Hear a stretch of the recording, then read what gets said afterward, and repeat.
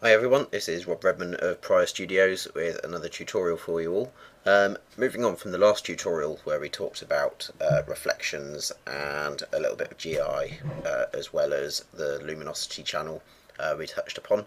I thought we could talk about the transparency channel and a couple of other little things which we'll get into.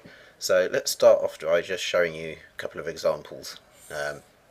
Now this is again a very simple scene, but the result I think is actually very good. I think that's a reasonably realistic looking glass material we've got there, with some nice reflections and also a little bit caustics here. And I did this one, and I was going to record the tutorial just about this, and then I thought actually let's while we're here, let's talk about the alpha channel as well, because quite often when people are doing bottles or glasses, they want to put a logo or a decal stencil type thing, or even if you're going to have like a frosted logo on there, that might be something that would be worth talking about now. So I put together this second one, which is actually the same object, same scene, slightly different angle, and all I did was created a new material, but we'll talk about that in a second. So let's jump in and have a look at the scene.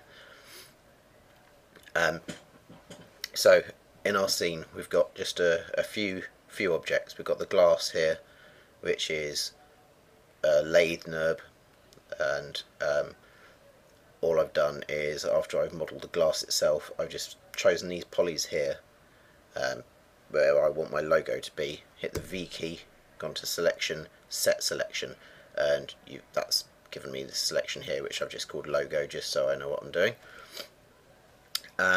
I've also got in the set, I've got my two cameras, one for working. As you probably know by now, I have my work cam and my render cam, one so I can set up my view. You can see that's the view from the first example I did, and I actually used this camera view here just for the second one. So that's my two cameras. Material light we'll talk about in a second. I've also got a sky object, very much like the reflection tutorial, with an HDR map to it, and a plane which is my floor.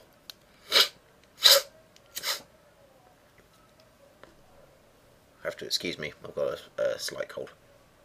And my plane floor object, I'll just zoom out in one of these other views, because I've just extruded up the edges slightly because the HDR reflections in the glass were a little too overpowering and I didn't really want them there. I just wanted the HDR to light the scene for me and have a little bit of effect on the surroundings and the glass